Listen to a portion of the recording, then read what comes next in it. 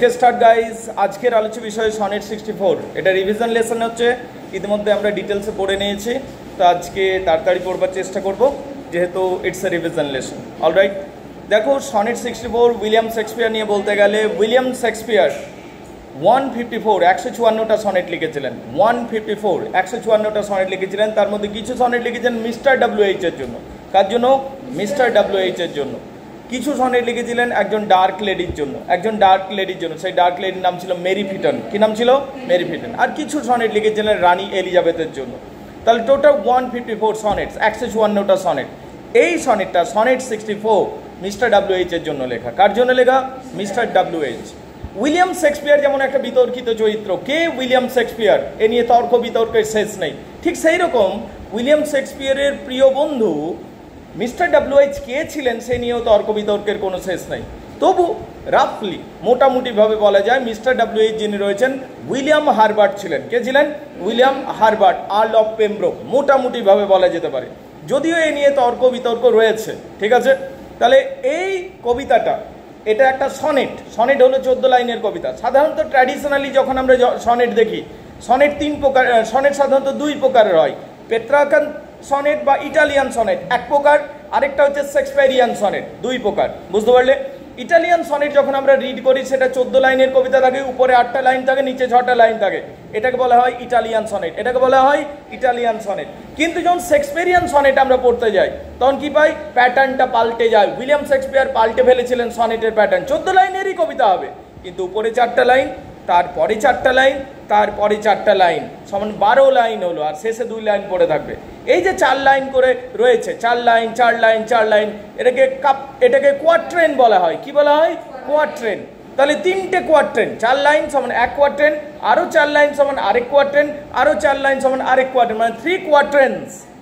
আর শেষে 2 লাইন পড়ে থাকে, এটা কাপলেট বলা হয়। এটা কি বলা হয়? Couplet. So this is William Shakespeare sonnet structure. William শেক্সপিয়ারের সনেট স্ট্রাকচার এইরকম। Everybody gets it clear? সবাই বুঝতে পারলে?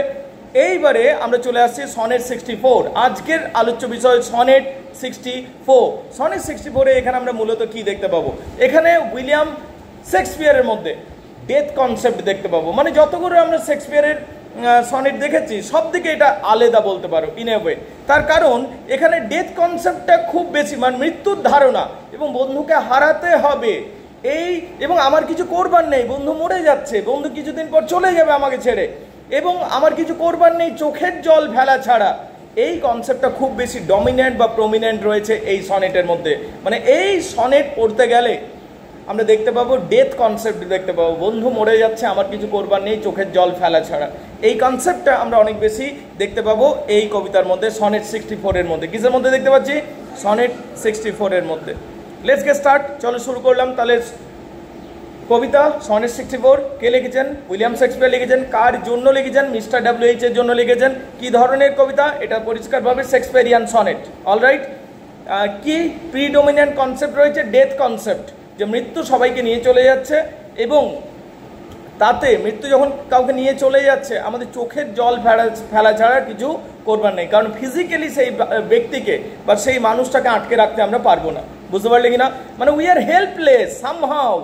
The poet is shedding the tears, চোখের জল ফেলছে, শেডিং ডাউন, চোখের জল ফেলা। বুঝতে পারলে? টিয়ার্স মানে চোখের জল ফেলছে। এখানে শেষ পর্যন্ত এইটাই দেখতে পাবো। মানে পৃথিবীতে কোনো কিছু পার্মানেন্ট নয়। We think the friendship is permanent, we think the relationship is permanent, but nothing is permanent in this world.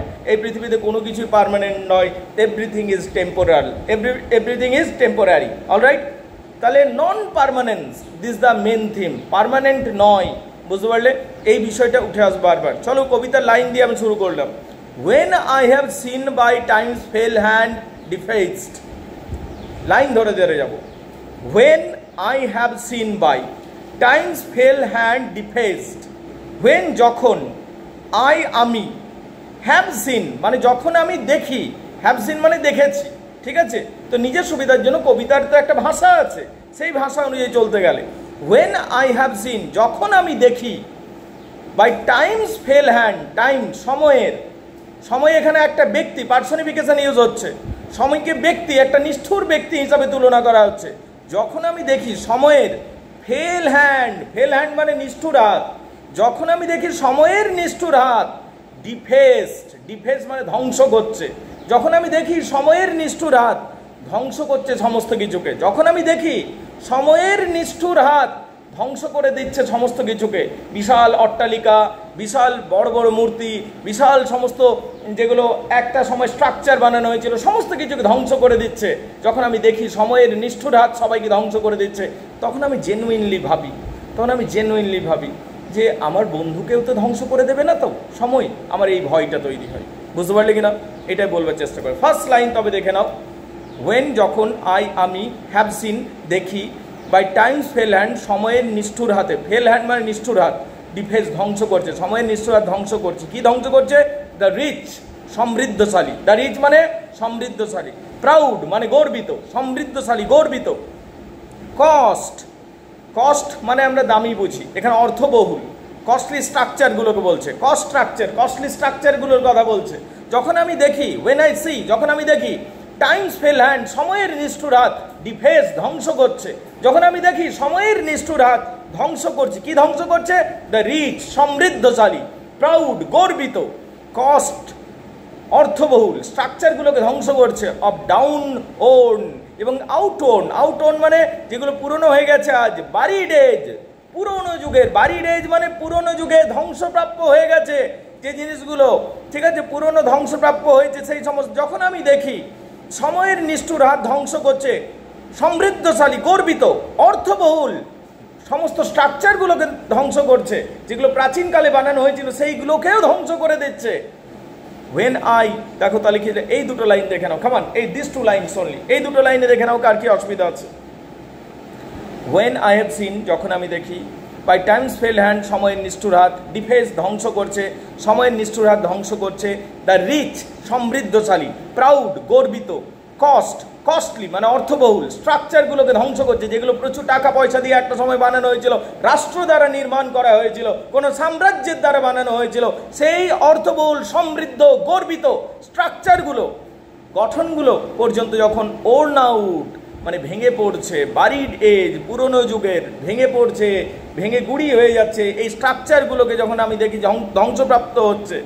when sometimes, যখন মাঝে মধ্যে লফটি টাওয়ার্স, উঁচু উঁচু সব মিনারগুলো, লফটি মানে উঁচু উঁচু, টাওয়ার্স মানে মিনার, যখন সামটাইমস মাঝে মধ্যে লফটি টাওয়ার্স ওই উঁচু উঁচু মিনারগুলো আই সি আমি দেখি ডাউন রেজ ধূলিসাৎ হতে, ডাউন রেজ মানে ধূলিসাৎ, ডাউন রেজ মানে ধূলিসাৎ, যখন আমি মাঝে মধ্যে, ওয়েন মানে যখন, সামটাইমস মানে মাঝে মধ্যে, লফটি টাওয়ার্স উঁচু উঁচু মিনারগুলোকে, যখন আমি মাঝে মধ্যে উঁচু উঁচু মিনারগুলোকে আই সি আমি দেখি ডাউন রেজ ধূলিসাৎ হতে দেখি, আমি যখন আমি মাঝে মধ্যে উঁচু উঁচু মিনারগুলোকে চোখের সামনে ধূলিসাৎ হতে দেখি, অ্যান্ড ব্রাস এবং পিতলের মূর্তি, ব্রাস মানে পিতল, এখানে পিতল নয় পিতলের মূর্তির কথা বলছে, মানে যে কোনো মূর্তি, পিতলের মূর্তি বানালে বেশি টেকসই হয় নাকি, বেশি দিন চলে নাকি, এবং অ্যান্ড ব্রাস পিতলের মূর্তি সমূহ ইটারনাল স্লেভ, পিতলের মূর্তিগুলোকেও কৃতদাসে পরিণত হতে দেখি,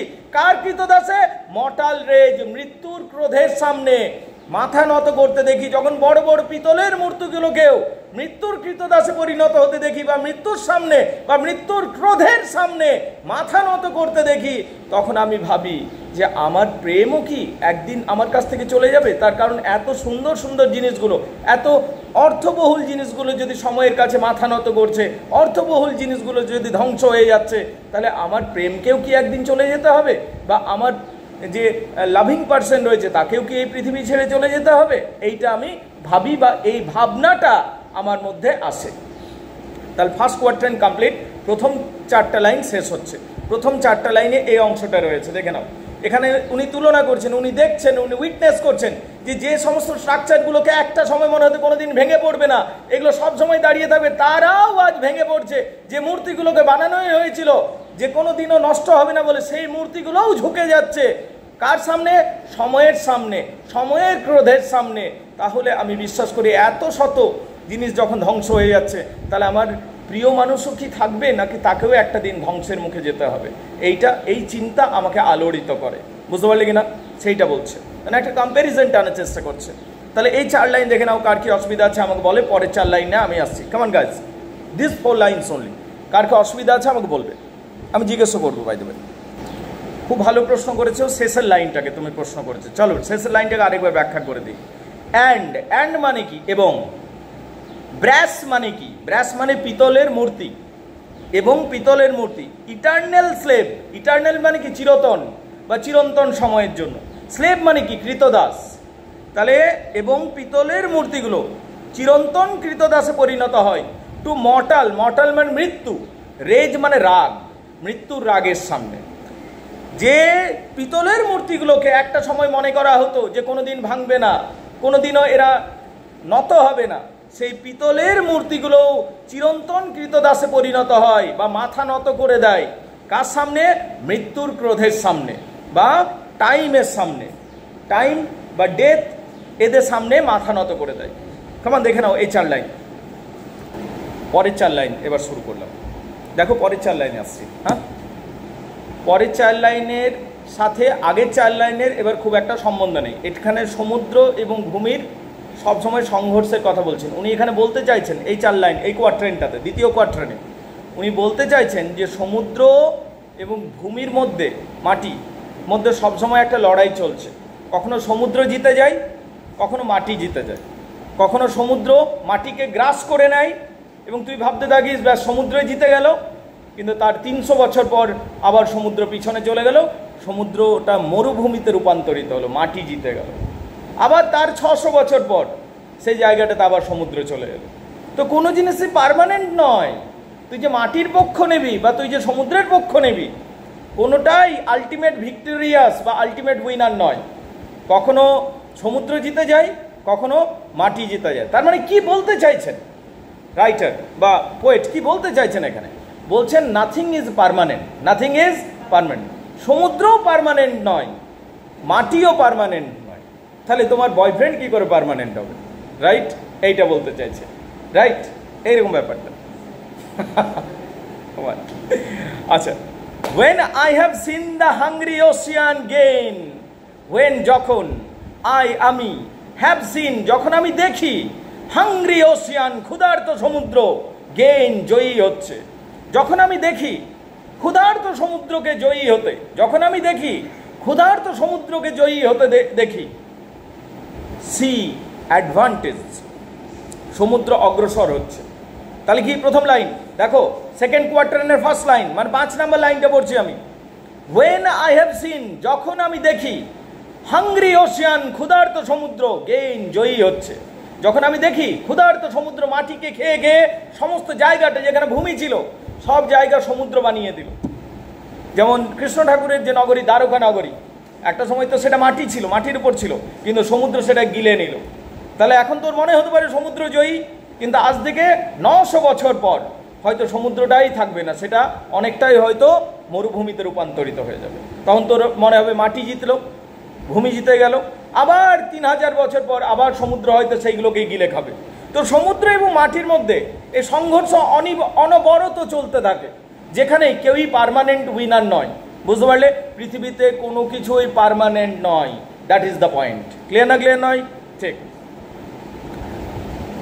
যে ছোট বোনকে তুই বলছিলি এটা করিস না সেটা করিস না, সেই ছোট বোন 10 বছর পর তোকে বলবে আমার মতো ফ্যাশন ট্রেন্ডটা কর। রাইট? তো nothing is permanent, you must understand, nothing is permanent. All right, okay, come on, let's get start guys. when I have seen hungry ocean যখন আমি দেখি hungry ocean ক্ষুধার্ত সমুদ্র, গেইন জয়ী হচ্ছে, advantage on the kingdom of store, এবং সে অগ্রসর হচ্ছে স্থলভূমির রাজ্যে, স্থলভূমির রাজ্যে, কিংডম রাজ্য, অফ স্টোর, স্টোর মানে স্থলভূমি, স্থলভূমির রাজ্যে অগ্রসর হচ্ছে। যখন আমি দেখি সমুদ্র জয়ী হচ্ছে এবং স্থলভূমির রাজ্যকে সে গ্রাস করছে, মানে মাটিকে গিলে খাচ্ছে, আমি যখন দেখি তখন আমার মনে হয় হয়তো সমুদ্র জিতে গেল। কিন্তু তার 300 বছর পর আবার সেই সমুদ্র মরুভূমিতে রূপান্তরিত হচ্ছে, তখন বলতে হয় স্থলভূমি জিতছে। So nothing is permanent, nothing is permanent. বুঝতে পারলে কিনা?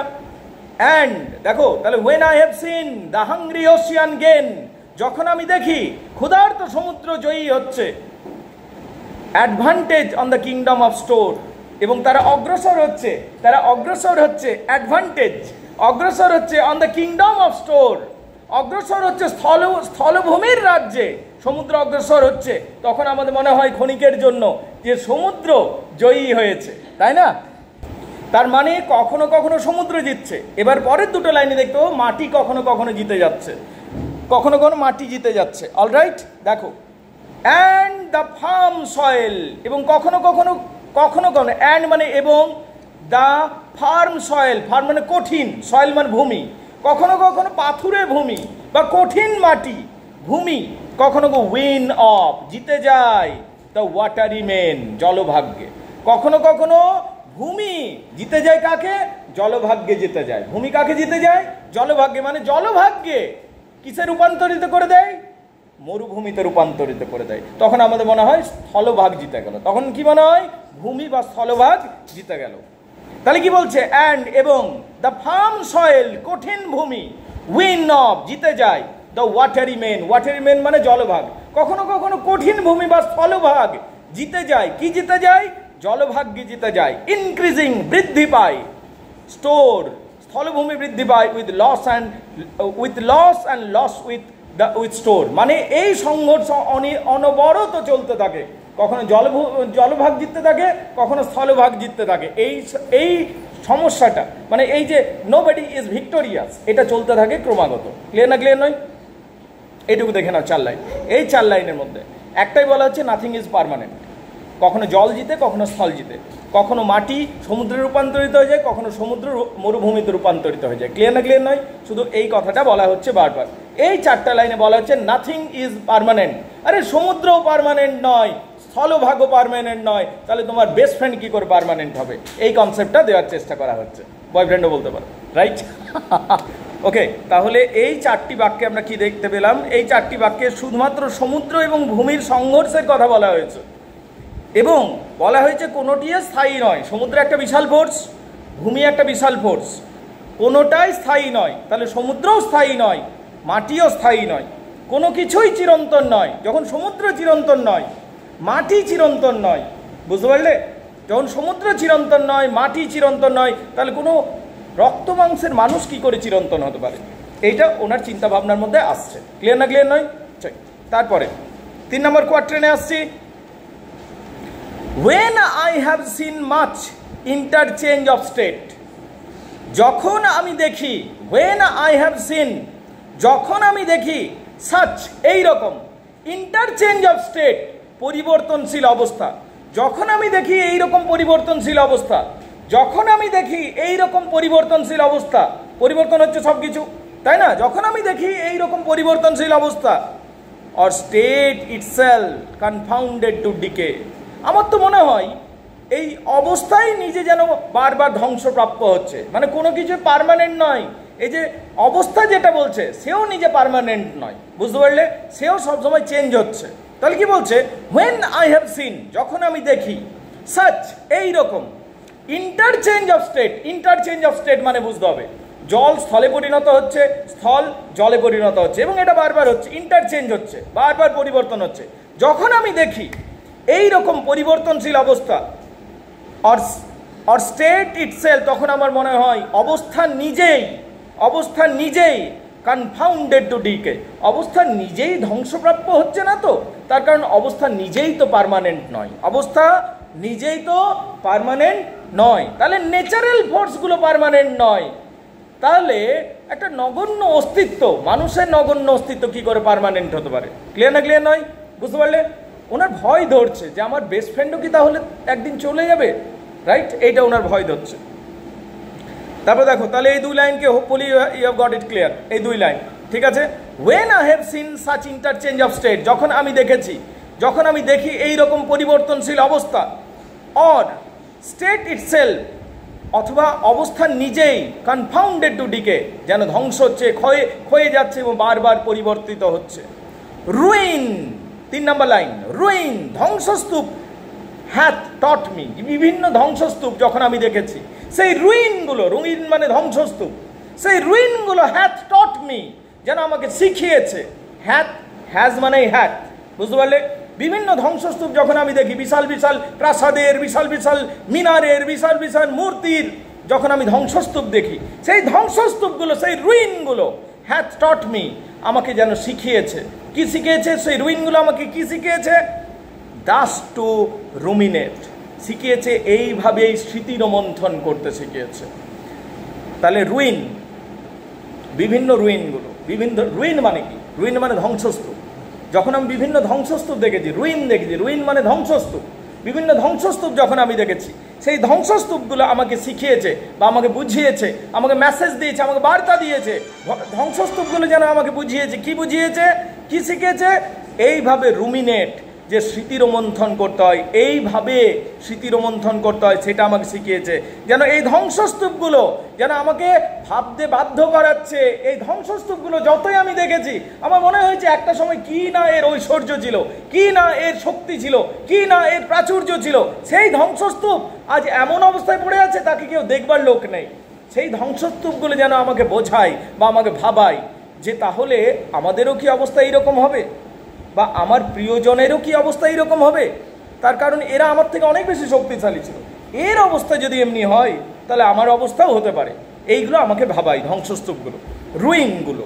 হ্যাথ টট মি, আমাকে শেখায়, দাস টু রুমিনেট, এইভাবে ভাবায়। রুমিনেট মানে স্মৃতি রোমন্থন করা বা ভাবায়, বুঝতে পারলে? রুমিনেট মানে ভাবায় বা স্মৃতি রোমন্থন করায়, বুঝতে পারলে কিনা?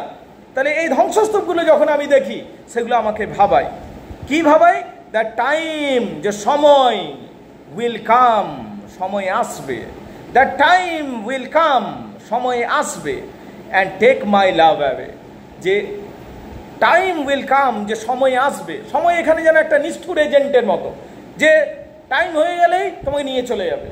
সময় উইল কাম, দেখো, time will come, the time will come, যে সময় আসবে, and take my love away, এবং আমার প্রেমকে নিয়ে চলে যাবে। যখন আমি এই স্মৃতিস্তম্ভগুলো, যে এই ধ্বংসস্তূপগুলো দেখি, যেন সেইগুলো আমাকে বাধ্য করে ভাবতে। কি ভাবতে বাধ্য করে? বা আমাকে ভাবায়, কি ভাবায়? যে সময় আসবে একদিন এবং আমার প্রেমকেও নিয়ে চলে যাবে। The time will come and take my love away, যে সময় আসবে আমার প্রেমকেও নিয়ে চলে যাবে। এইভাবে উইলিয়াম শেক্সপিয়ার কাঁদতে শুরু করছে, এগুলো ভাবছে এবং কাঁদতে শুরু করছে তার প্রিয় বন্ধুর জন্য। কার জন্য কাঁদছে? তার প্রিয় বন্ধু। তার মনে হচ্ছে যে আমার বন্ধু মিস্টার WH-কে এবার হয়তো নিয়ে চলে যাবে সময়। তার জন্য তিনি হতাশ হয়ে পড়ছেন, তিনি ভেঙে পড়ছেন। এখানে যেন তারই প্রতিচ্ছবি আমরা দেখতে পাই। আমরা এর আগে সনেট 18 পড়েছি। সনেট 18-এ কিন্তু এইরকম ছিল না। সনেট 18-এ উনি কনফিডেন্ট ছিলেন। উনি বলছিলেন, আমার বন্ধু মরে যেতে পারে, কিন্তু আমি আমার বন্ধুকে অমরত্ব প্রদান করব, এবং তাকে যুগ যুগান্তর ধরে মনে রাখা হবে। চোখ যতদিন দেখতে পাবে, মানুষ যতদিন নিঃশ্বাস নিতে থাকবে, ততদিন এই কবিতা বেঁচে থাকবে এবং ততদিন আমাদের প্রেম লোকে জানবে। এইরকম কথা বলছিলেন সনেট 18-এ। কিন্তু এখানে তিনি ভেঙে পড়ছেন। এখানে তিনি ব্যক্তিগতভাবে নিয়ে নিচ্ছেন পুরো বিষয়টা। তার কারণ তার বন্ধু হয়তো মারা যাবে, এটা তিনি উপলব্ধি করছেন, যে ফিজিক্যাল ডেথ হতে যাচ্ছে তার বন্ধুর। সেই জন্য বন্ধুকে হারানোর যন্ত্রণাকে তিনি আর দাবাতে পারছেন না কোনো ফিলসফি দিয়ে, বুঝতে পারলে? কোনো জীবন দর্শন দিয়ে সেটাকে আটকাতে পারছেন না। তার চোখ দিয়ে জল পড়ছে উইলিয়াম শেক্সপিয়ারের। এবং উইলিয়াম শেক্সপিয়ার বলছে, হয়তো সময় আসবে এবং আমার প্রেমকেও এবার নিয়ে চলে যাবে, বুঝতে পারলে কিনা? তারপরে দেখো শেষ দুটো লাইন। তাহলে তিনটে কোয়ার্ট্রেন কমপ্লিট। এখানে আমরা উইলিয়াম শেক্সপিয়ারকে কি হিসাবে দেখতে পাচ্ছি? একটা হতাশাগ্রস্ত ব্যক্তি হিসাবে দেখতে পাচ্ছি। শেষ দুটো লাইন পড়ে রইল, এটা কাপলেট বলা হয়। শেষ দুটো line, let's get start. This thought, তাহলে এই চিন্তাটাই। এখন প্রশ্ন হতে পারে, কোন চিন্তাটা? মৌরানী, কোন চিন্তা? যে সময় তার বন্ধুকেও নিয়ে চলে যাবে, নাথিং ইজ পার্মানেন্ট, ঠিক আছে? এই চিন্তাটা, দিস থট, এই চিন্তাটাই। কোন চিন্তা? যে কোনো কিছুই পার্মানেন্ট নয়, তাহলে আমার প্রেমিকও তো তাহলে পার্মানেন্ট নয়, সেও তো তাহলে মারা যাবে। এই চিন্তাটা, this thought is as a death. This thought, এই চিন্তাটা, ইজ অ্যাজ এ ডেথ, এটা মৃত্যু সম। এই চিন্তাটা আমার কাছে কিসের মতো? যেন মৃত্যু সম, হুইচ ক্যান নট চুজ। এবং তাই এই চিন্তাটা হলো মৃত্যুর চিন্তা, এবং মৃত্যুকে আমরা চুজ করতে পারবো না। মৃত্যুকে আমরা চুজ করতে পারবো না, মানে it is not optional. Optional যদি হতো কেউ চুজেই করতো না হয়তো, ঠিক আছে? যদি এইরকম হতো, হাসতে হাসতে বলছি কিন্তু, ডোন্ট রাইট ইট ডাউন, ঠিক আছে? মানে 4 বার মোরবার অপশন থাকতো, তাহলে ইতিমধ্যে কারো দেখবি 2-3টা ইউজ হয়ে গেছে, রাইট? ছোট একটা রাগ হয়েছিল কারোর সাথে, বিয়ে পেশা যা একটা ইউজ করে দিলাম, রাইট? সেই জন্য কোনো অপশন দেওয়া হয়নি। ডেথ ইজ নট অপশনাল, বুঝতে পারলে কিনা? তাহলে দিস থট, এই চিন্তা ভাবনাটা, ইজ অ্যাজ ডেথ, হলো মৃত্যু সম। এই চিন্তা ভাবনাটা হলো কি, যেন মৃত্যু সম। হুইচ ক্যান নট চুজ, এটাই হলো শেষ কথা, এটা কোনো অল্টারনেটিভ নয়, এটাই হলো শেষ কথা। বাট উইপ টু হ্যাভ, এবং এটাই যখন শেষ কথা, তোমার হাতে আর কিছু নেই করবার জন্য, যখন এটাই শেষ কথা, this is the ultimate truth that you have to leave this world after certain time, this is the ultimate truth, যখন এইটাই, বাট ইউ, তখন কি করতে হবে, তোমার কাছে করবার কিছু নাই, বাট উইপ, শুধু কাঁদতে থাকা ছাড়া। বাট উইপ, উইপিং মানে কাঁদা, শুধু কান্না ছাড়া আর কিছু নেই। To have that which it fears to lose, যে জিনিসটাকে তুমি হারাতে ভয় করো, সেই জিনিসটা যখন চলেই যাবে তখন তোমার করবার কিছুই নেই, শুধু কান্না ছাড়া বা চোখের জল ফেলা ছাড়া। আবার বলি জায়গাটা, দিস থট, এই চিন্তাটাই আমাকে ভাবিয়ে তুলছে। ইজ অ্যাজ ডেথ, এটা হলো মৃত্যুর মতো, এই চিন্তাটা হলো কিসের মতো, মৃত্যুর মতো। হুইচ ক্যান নট চুজ, যেটাকে আমরা চুজ করতে পারবো না, যেটাকে আমরা চয়েস করতে পারবো না, মানে এটাই আলটিমেট ট্রুথ। ক্লিয়ার না, ক্লিয়ার নয়? বাট উইপ টু হ্যাভ, কিন্তু এখানে আমাদের করবার কিছু নেই, শুধু চোখের জল ফেলতে হয় আমাদের, মানে আমাদের কাছে একটাই অপশন আছে, সেটা হচ্ছে চোখের জল ফেলা, উইপিং করা। উইপিং মানে কান্নাকাটি করা।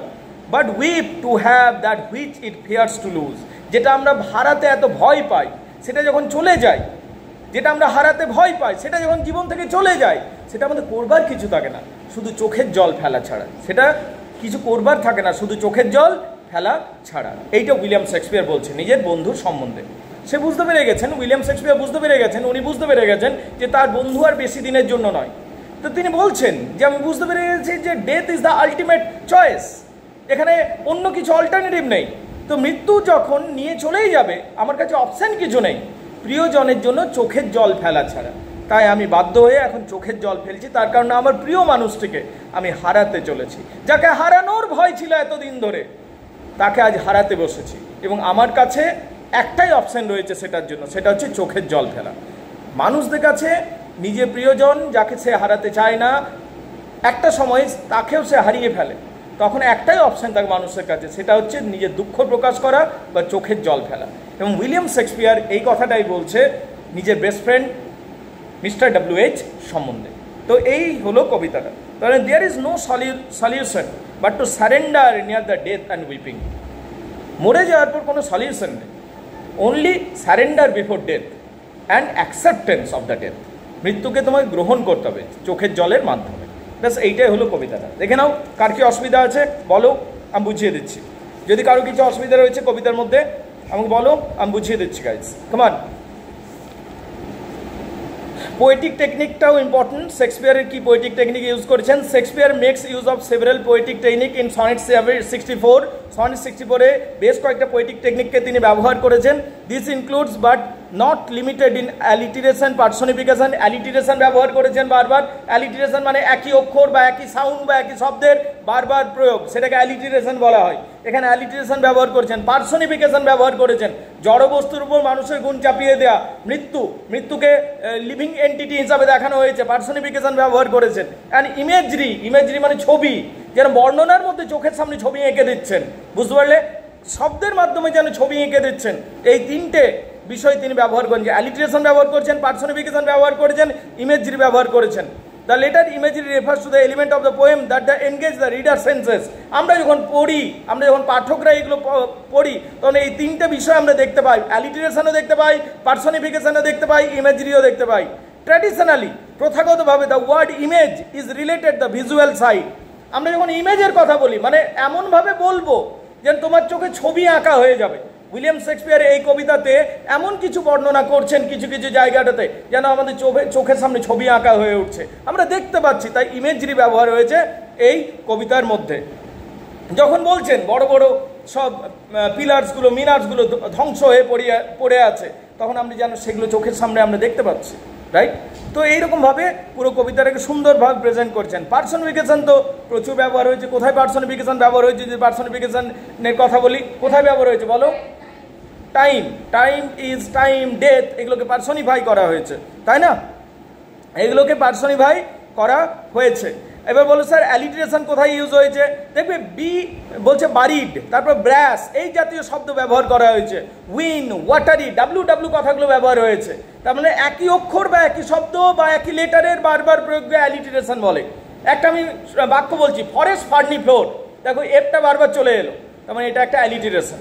আমি বললাম in spring, A spring, springs like a spring beside a spring, spring কথাটা কতবার চলে এলো, এটা একটা অ্যালিটারেশন। একই অক্ষর হতে পারে, একই সাউন্ড হতে পারে, একই শব্দ হতে পারে, বারবার অ্যালিটারেশন। তার মানে এই কবিতার মধ্যে অ্যালিটারেশন রয়েছে, এই কবিতার মধ্যে পার্সনিফিকেশন রয়েছে, কারণ ডেথকে একটা ক্রুয়েল পার্সন হিসাবে দেখানো হয়েছে, ঠিক আছে। এবং এই কবিতার মধ্যে ইমেজ রয়েছে, মানে যেন মানে শব্দের মধ্যে দিয়ে যেন আমাদের চোখের সামনে ছবি এঁকে দিচ্ছে, এইটাও রয়েছে এটার মধ্যে। বুঝতে পারলি কিনা? কবিতা শেষ, দেখে নাও কার কি অসুবিধা আছে বলো। একটা ইম্পর্টেন্ট লাইন বলবো, এটা কিন্তু একটু ভালো করে দেখে নেবে, পরীক্ষার দৃষ্টিকোণ থেকে খুবই গুরুত্বপূর্ণ। দেখবে এই লাইনটা যেটা বলছে না, when I have seen the times fail and deface the rich proud cost of the out on buried age, when sometimes lofty towers I see down raise and brass eternal slave to mortal rage। এটা অনেক সময় এক্সপ্লেনেশনে দেয় এই চারটা line, যেটা প্রথমে আমি বললাম ফার্স্ট কোয়াড্রেন্টটা। বুঝতে পারলি কিনা? তো দেখে নেবে, ইয়া দ্যাটস ইম্পর্টেন্ট। আর শেষের দুটো লাইনে অনেক সময় দিয়ে থাকে, শেষের দুটো লাইন ওই কাপলেটটা, বুঝতে পারলি কিনা, যেখানে ডেথ থিঙ্কিং প্রমিনেন্ট রয়েছে। তো এইগুলো হচ্ছে পরীক্ষার দৃষ্টিকোণ থেকে প্রশ্ন উত্তর। যাই আসুক সামারি করে যাবে, সামারিটা বুঝতে পারলি, ক্রিটিক্যাল অ্যাপ্রিসিয়েশন যেটা বলে, সামারি অবশ্যই করে যেতে হবে পরীক্ষার দৃষ্টিকোণ থেকে। দেখে নাও কার কি প্রশ্ন আছে এবার বলো।